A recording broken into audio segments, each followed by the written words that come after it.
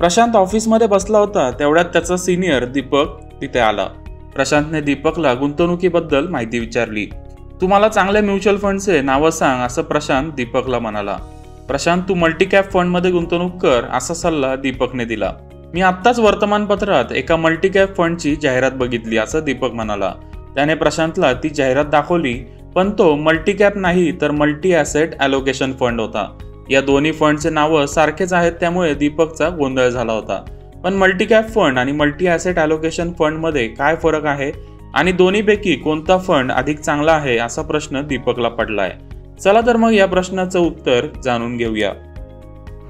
काही दिवसांपूर्वीच DSP mutual फंडने त्यांचा multi asset allocation fund launch केला होता. त्याचप्रमाणे व्हाईट ओक कॅपिटलचा मल्टीकॅप फंड 14 सप्टेंबर रोजी बंद झाला. या दोन्ही फंडच्या नावात मल्टी हा शब्द आहे, ज्यामुळे गुंतवणूकदारांना हे एकाच कॅटेगरीचे फंड आहेत असं वाटतंय आणि त्यांचा गोंधळ होतोय. मल्टीकॅप आणि मल्टी ॲसेट ॲलोकेशन फंडमध्ये काय फरक आहे, यापैकी आपल्यासाठी नक्की कोणता फंड चांगला आहे याबद्दल आता सविस्तर माहिती जाणून घेऊया. Multicap mutual fund equity mutual fund कॅटेगरीमध्ये येतात. सेबीच्या नियमानुसार मल्टीकॅप फंडला किमान 75% गुंतवणूक इक्विटीमध्ये करावी लागते. त्यातही प्रत्येकी 25% गुंतवणूक लार्ज, मिड आणि स्मॉल कॅपमध्ये करावी लागते.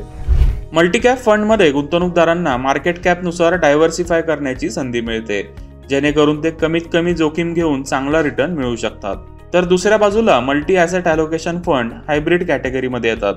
हे fund equity, debt, gold, real estate सारख्या विविध ॲसेट्समध्ये गुंतवणूक करू शकतात. मल्टी ॲसेट ॲलोकेशन फंडला किमान 3 ॲसेट्समध्ये प्रत्येकी 10% रक्कम गुंतवावी लागते.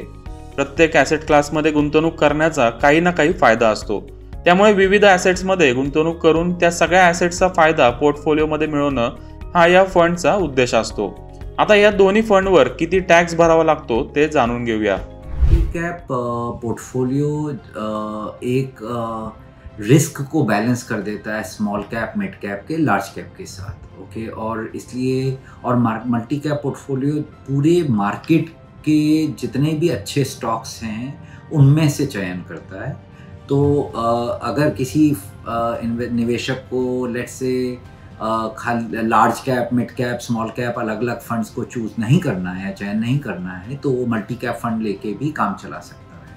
या और ऐसा भी कर सकता है कि एक अलग अलग फंड हाउसेस के 3 या 4 मल्टी कैप फंड ले लिए, तो उससे उसको पूरे बाज़ार का एक उस बाज़ार में प्रेजेंस मिल सकती है उसको फंड्स के थ्रू. मल्टी एसेट फंड्स जो हैं ये डिफरेंट एसेट कैटेगरीज को एक ही फंड में रखने का एक प्रयास है.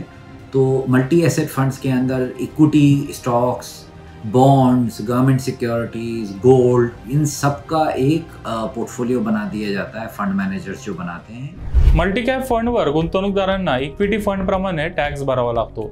मात्र मल्टी ॲसेट ॲलोकेशन फंड कोणत्याही ॲसेटमध्ये सर्वाधिक गुंतवणूक करणार आहेत त्यावर इक्विटीनुसार टॅक्स लागणार का डेटनुसार ते निश्चित होतं. जर फंडमध्ये सर्वाधिक गुंतवणूक इक्विटीमध्ये असेल तर इक्विटी फंडप्रमाणे टॅक्स भरावा लागेल. यामध्ये आर्थिक वर्षात 1 लाख रुपयापर्यंतच्या नफ्यावर कोणताही कॅपिटल गेन टॅक्स भरावा लागत नाही. त्यापेक्षा जास्त प्रॉफिट असेल तर 10% long term capital gain tax भरावा लागतो. 1 वर्षाच्या आत प्रॉफिट बुक केला तर त्यावर 15% short term capital gain tax भरावा लागतो. तर दुसऱ्या बाजूला नॉन इक्विटी फंडमधून 3 वर्षाच्या आत प्रॉफिट बुक केला तर गुंतवणूकदाराच्या टॅक्स स्लॅबनुसार इन्कम टॅक्स भरावा लागेल. 3 वर्षानंतर प्रॉफिट बुक केला तर त्यावर गुंतवणूकदाराला 20% long term capital gain tax भरावा लागेल. मात्र यामध्ये इंडेक्सेशनचा लाभ घेता येईल. आता या दोन्ही फंडमध्ये किती रिटर्न मिळू शकतो तेही बघूया. मल्टीकॅप फंड्सनी मागच्या 1, 3 आणि 5 वर्षात सरासरी 20%, 28% आणि 13% रिटर्न दिलाय. तर मल्टी ॲसेट ॲलोकेशन फंड्सनी मागच्या 1, 3 आणि 5 वर्षात सरासरी 15, 17 आणि 13% रिटर्न दिलाय. मल्टीकॅप फंड्समध्ये जोखीम जास्त असते त्यामुळे त्यामध्ये जास्त रिटर्न मिळाला आहे. तसेच मागच्या 5 वर्षात शेअर मार्केट आणि खास करून स्मॉल आणि मिड कॅप शेअर्सनी चांगली कामगिरी केली आहे. त्यामुळे मल्टीकॅप फंडनी चांगली कामगिरी केली आहे. मात्र आता स्मॉल आणि mid cap shares over valued झालेत. त्यामुळे पुढच्या 5 वर्षाचा विचार केल्यास मल्टी ॲसेट ॲलोकेशन फंड्स अधिक रिटर्न देण्याची शक्यता आहे. ज्यांच्याकडे 5 ते 10 वर्षाचा कालावधी आहे ते गुंतवणूकदार मल्टी ॲसेट ॲलोकेशन फंडमध्ये गुंतवणूक करू शकतात. मात्र मल्टीकॅप फंडमध्ये गुंतवणूक करायची असेल तर किमान 10 वर्षाचा कालावधी असेल तरच गुंतवणूक करावी.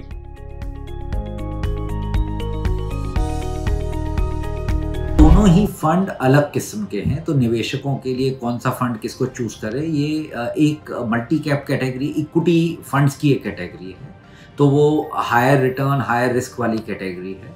तो अगर कोई निवेशक 5-7 साल 8 साल 10 साल के लिए पैसे को इन्वेस्ट करना चाहता है इक्विटी में, तो वो मल्टी कैप फंड्स ले सकता है। और जैसे मैंने बताया, वो large cap mid cap small cap ना लेने के बजाय खाली एक मल्टी कैप लेगा तो भी उसका काम चल सकता है।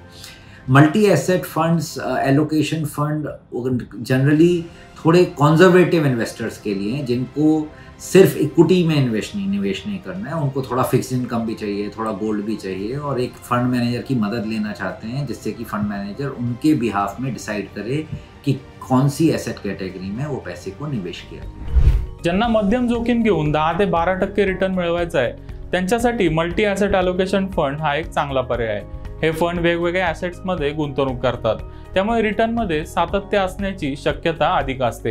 एखाद्या ॲसेटनी खराब कामगिरी केली तर दुसरा ॲसेट चांगली कामगिरी करू शकतो, त्यामुळे या फंडमध्ये रिस्क आणि रिटर्नचा चांगला बॅलन्स करता येतो। शेअर मार्केट आता नव्या उच्चांकाला पोहोचलंय, मार्केट ओव्हरव्हॅल्यूड आहे। पुढच्या काही महिन्यात 5 राज्यांच्या विधानसभा आणि लोकसभा अशा महत्त्वाच्या निवडणुका होणार आहेत, त्यामुळे अशा परिस्थितीत रिटर्नपेक्षा रिस्कवर जास्त लक्ष दिलं पाहिजे। त्यामुळे या काळात मल्टी ॲसेट ॲलोकेशन फंडचा गुंतवणूकदारांना चांगला उपयोग होऊ शकतो।